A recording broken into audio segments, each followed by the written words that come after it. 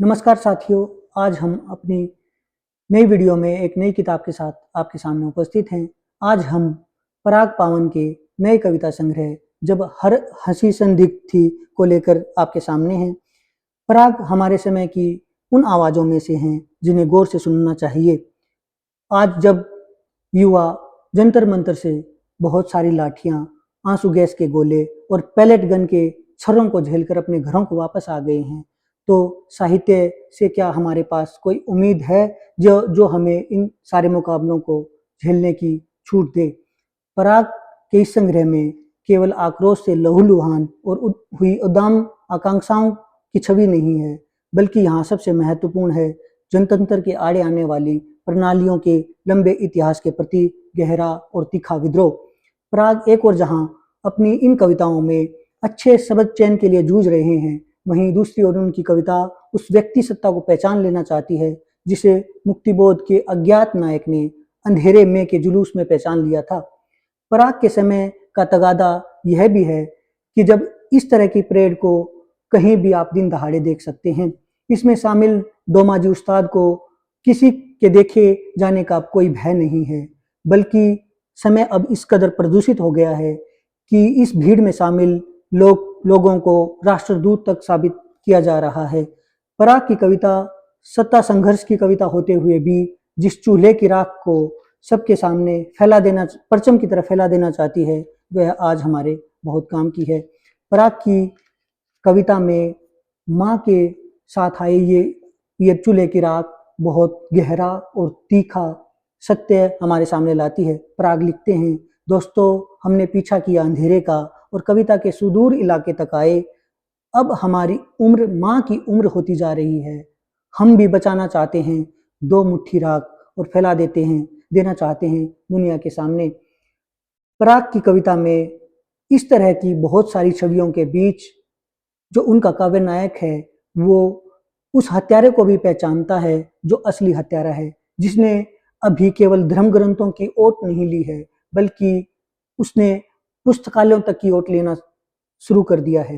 वह समझता है कि असली हत्यारे बंदूक की असमर्थता समझते हैं। उन्होंने शब्द की शरण ढूंढ ली है। वे सामाजिक संस्कृति के प्रत्येक उस चिन्ह पर बुलडोजर चला देना चाहते हैं जिससे कोई महत्वाकांक्षा बची रह जाए। उनके यहाँ नाम बदल देने की ऐसी बेचैनी है कि उसके लिए वो कुछ भी कर गुजरना चाहते हैं। पराग अपनी कविताओं में ऐसे असली हत्यारों को पहचानते हैं।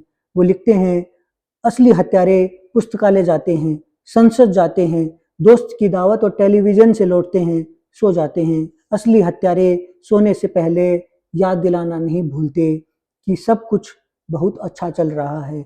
असली हत्यारे बातें बनाते हैं, उससे सबसे उम्दा किस्म की लाठी और सबसे बढ़िया बांसुरी बनाते हैं। असली हत्यारों की शिनाख्त करनी हो तो उपसंहार तक कभी मत जाना। असली हत्यारे भूमिका में अपना काम कर चुके होते हैं। पराग की कविताओं में भले ही ऐसी विद्रूपता आपको देखने को मिले और ऐसी विद्रूपता के अनेक लैंडस्केप देखने को मिले, किंतु उनकी कविता जिस बिंदु पर बार बार आकर ठहरती है वह प्रेम है। वह बेरोजगारी से त्रस्त होते हुए भी उस प्रेम के सहज भाव को भूलती नहीं। वह सत्ता की पीठ सहलाते शिक्षक कहती है, अध्यापक अपने हृदय में प्रेम को जगह दो, प्रेम आदमी का अवैतनिक चिकित्सक है। पराग की कविता आत्महत्याओं के स्थगन की कविता है। जब हमारे युवा अपने को बेरोजगार पाते हैं तो वो आत्महत्या का रास्ता चुनते हैं। पराग ऐसी आत्महत्या करने वाले युवाओं को यह सीख देते हैं कि यह समय आत्महत्या का समय नहीं है। वो लिखते हैं, अपने वक्त की असहनीय कारगुजारियों पर शिकायतों का पत्थर फेंककर मृत्यु के निमंत्रण को जायज नहीं ठहराया जा सकता। हम दुनिया को इतने खतरनाक हाथों में नहीं छोड़ सकते। हमें अपनी अपनी आत्महत्याएं स्थगित कर देनी चाहिए। बेरोजगार श्रृंखला की कुल 30 कविताओं को यदि आप ध्यान से पढ़ेंगे तो आप देखेंगे कि केवल भावनात्मक वैविध्य ही वहां आपको दिखाई नहीं देगा, बल्कि अपने समय की राजनीतिक मंशा भी साफ दिखाई देगी। जब देश का प्रधानमंत्री 18 घंटे काम करने का मनोवैज्ञानिक पैंतरा अपना रहा है, उस देश की आबादी का लगभग 45% हिस्सा जब बेरोजगार है, तो ये पराग की कविता याद दिलाती है कि ऐसा मनोविज्ञान हमारे काम का नहीं है। तभी तो वह लिखते हैं, हमारी बेरोजगारी पर भाषण देता है प्रधानमंत्री, पर हमें काम नहीं देता। वह 18 घंटे करता है काम, जबकि हम मानते हैं कि 8 घंटे से अधिक काम किसी भी व्यक्ति का शोषण है। यदि 18 घंटे को बांटा जाए तो कम से कम 2 लोगों को मिल सकता है काम, एक तीसरे की आंख में भी उग सकती है 2 घंटे की चमक, और तो और इस तरकीब से पूरी तरह रोका जा सकता है प्रधानमंत्री का शोषण। पराग की कविता ऐसे क्लिष्टतम समय में भी सौंदर्य से मुंह नहीं फेरती। कविता केवल आक्रोश नहीं है, कविता अपने भीतर मौजूद सौंदर्य को भी जगह देती है। उनकी एक कविता बहुत मारक है और उतनी ही सौंदर्यात्मक अनुभूति की उपज भी। वो इसी श्रृंखला की एक कविता में कहते हैं, फूल खिल रहे हैं, मधुमक्खी बेरोजगार नहीं है, दाने झड़ रहे हैं, गिलहरी बेरोजगार नहीं है, पानी बह रहा है, मछली बेरोजगार नहीं है। मैं बेरोजगार हूँ और सोचता हूँ कि आदमी होना इतना अपमानजनक कैसे हुआ। लोगों, मुझे मधुमक्खी, गिलहरी और मछली का जीवन चाहिए। यह इस बात को याद दिलाने का दौर है कि युवाओं से केवल मीठे वायदों से काम नहीं चल सकता। आप युवाओं को मीठे वायदे देकर भरमा नहीं सकते। आपको उनके चेहरों पर उगने वाली बेचैनी को पहचानना होगा। आप केवल मीठे संबोधनों से, केवल कुछ छोटी रेवड़ियों से उनको बहला फुसलाकर अपने मकसदों में कामयाब नहीं हो सकते। उन्हें कश्मीर जैसे, मणिपुर जैसे, राजस्थान जैसे छोटे केंद्रों में बांटकर आप नहीं देख सकते। पराग को ये मालूम है कि धारा 370 के हटने का क्या मकसद है, इसलिए वो लिखते हैं, सिर्फ कश्मीर नहीं, यह समूचा देश तुम्हारा हो, लेकिन क्या कयामत है दोस्त, तुम्हारी देह इतनी छोटी है कि मात्र एक बिस्तर भर सो पाओगे।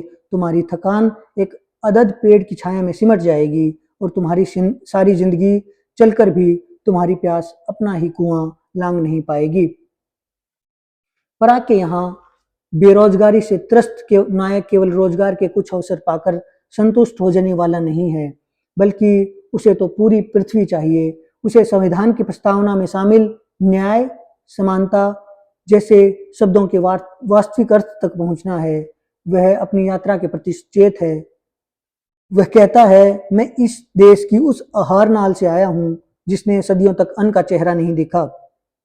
ऐसे व्यक्ति की कोशिश कविता में मुक्तिबोध या आज्ञा होना नहीं है। उसे केवल इतने भर की तलाश है कि वह अपनी विनम्रता को बेचारगी में तब्दील होने से पहले उसे विद्रोह में बदल दे, ताकि उसे अपने स्वयं के जिंदा रहने का सबूत मिल सके।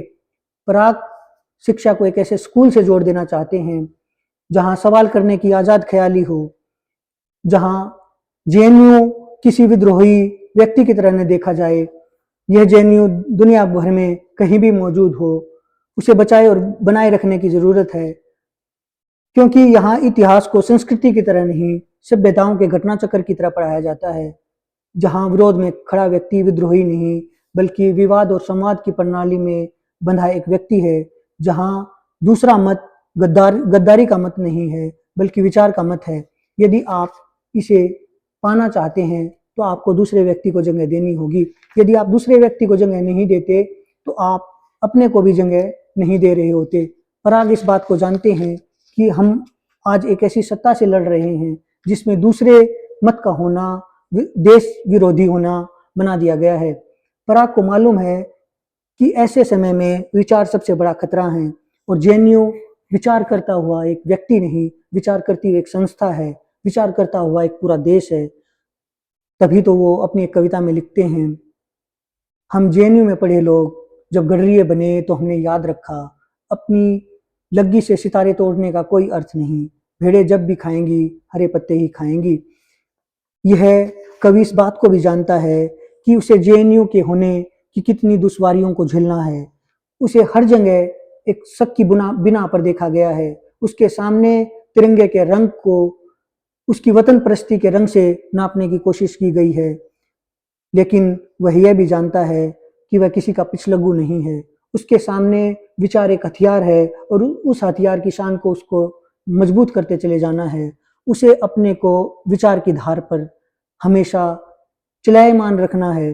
तभी तो वह लिखता है कि हम जेएनयू में पढ़े हुए लोग जहाँ भी गए, पूछा गया हमसे क्या रिश्ता है हमारा बाबर से, हमने कहा इतिहास घटनाओं का संदर्भित पाठ है और संस्कृतियाँ सभ्यताओं का विस्थापन भी एक स्वाभाविक घटना है। उनकी निगाह में मेरे जवाब से गद्दारी की गंध उठती है। हमारे जवाब के मद्दे नज़र हमें विधर्मी कहा गया। हमसे मुल्क में और मुल्क के बाहर तिरंगे के बारे में पूछा गया, सरहद पर सैनिक के बारे में पूछा गया। हमने कहा गोलियां खेतों में भी उगती हैं, सल्फास की गोलियां, और देश कोई पालतू परिंदा नहीं, आपकी व्यक्तिगत मलकियत नहीं जो आपकी रटाई जुबान दोहराएगा। वह शहीद मेरा दोस्त था, आपकी राजनीति से बाहर का दोस्त, इस कविता की परिधि से बाहर का दोस्त, ईश्वर अल्लाह के अनास्तित्व की तरह सचमुच का दोस्त। किसानी और मजूरी से डरकर उसने चुनी थी वह जिंदगी। हमारी बात बीच में ही काटकर हमारे गिरेबान तक पहुंची उनकी मुट्ठी ने बताया कि हम तो पुश्तैनी देशद्रोही हैं। उन्होंने कहा सूरज लाल है, हमने कहा बहस करेंगे। उन्होंने कहा आसमान नीला है, हमने कहा बहस करेंगे। उन्होंने कहा चांद दागदार नहीं है, आमंत्रित स्वर में हमने कहा बहस करेंगे। बहस करता हुआ ऐसा व्यक्ति प्राग की कविताओं का काव्य नायक है। यह काव्य नायक केवल व्यक्ति को नहीं बल्कि धरती पर उगने वाली दूब को भी पहचानता है। वह जानता है कि किसी भी सत्ता का, किसी भी व्यक्तिक सत्ता का एक वजूद है जिसको कोई भी दरकिनार करके आगे नहीं बढ़ सकता। वो एक अपनी कविता में लिखते हैं, जिस पृथ्वी पर एक दूब के उगने के 1000 कारण हों, तुम्हें लगता है तुम्हारी इच्छाएं यूं ही मर गईं एक रोजमर्रा की दुर्घटना में। पराग ऐसे समय में जब सत्ताएं सबसे क्रूर होती चली जा रही हैं, जब व्यक्ति अपने जीवन की सबसे निकृष्टतम जिंदगी जीने के लिए विवश है, ऐसे समय पर में पराग को इस बात की का इल्म है कि हमें इस सत्ता से कैसे लोहा लेना है। पराग इस बात को भी जानते हैं कि यह किसी एक सरकार से नहीं, किसी एक व्यवस्था से नहीं, किसी एक व्यक्ति से नहीं, बल्कि पूरी संरचना से लड़ाई का वक्त है। लेकिन वो ये भी जानते हैं कि षड्यंत्र को पहचानने के साथ, चाहे मध्यकालीन कवि गंग हों या आज के स्वनामधन्य पराग पावन, दोनों की जिंदगियां कभी भी खतरे में आ सकती हैं। लेकिन पराग की ये कविताएं ऐसे खतरों को उठाती हैं। पराग की कविताएं इस बात की उम्मीद करती हैं कि किसी कंधे पर कोहनी टिकाकर उम्मीद की तरह खड़ा रहा जा सकता है। वो अपनी कविता में लिखते हैं, जहाँ शाम खत्म होती है रात वहीं से शुरू नहीं होती, रात शुरू होती है तुम्हारे मेरा बाजू पकड़ने से और उस बेआवाज वाक्य से कि थक गए हो चलो घर चलें। ऐसे घर चलने में कवि को इस बात का इल्म है कि स्त्री का जीवन में क्या महत्व है। स्त्री केवल एक शरीर नहीं है जिसके शरीर पर तुम सवारी गांठ कर अपने को किसी दूसरी दुनिया का नायाब व्यक्ति सिद्ध कर सको, या स्त्री को केवल एक शरीर में रिड्यूस कर सको। पराग की बहुत सारी कविताओं में आने वाली स्त्रियां न केवल साथ चलने वाली साथी हैं, बल्कि जिंदगी को एक संघर्ष की तरह जीने वाली जिम्मेदार नागरिक भी हैं। तभी पराग अपनी कविता में लिखते हैं, मैं बाजी लगाकर यह दुनिया जीत सकता था, पर उससे अधिक आकर्षक और अर्थवान लगा एक स्त्री का मन जीतना। एक स्त्री का मन जीतना कवि के लिए एक दुनिया जीतने के बराबर है। पराग की कविताएं ऐसे समय में जब हंसी को संदिग्ध बनाया जा रहा है, जब सत्ता आपके सामने एक षड्यंत्र को लेकर खड़ी है, इन कविताओं से जो परचम हमारे सामने लहराता है वो हमें दूर के उस दुर्ग को जीतने का मौका देता है, जहां आज़ादी अभी भी लहला रही है, जहां परिंदे अब भी गीत गा रहे हैं। हमें उन गीतों को आज सुनने की ज़रूरत है। धन्यवाद।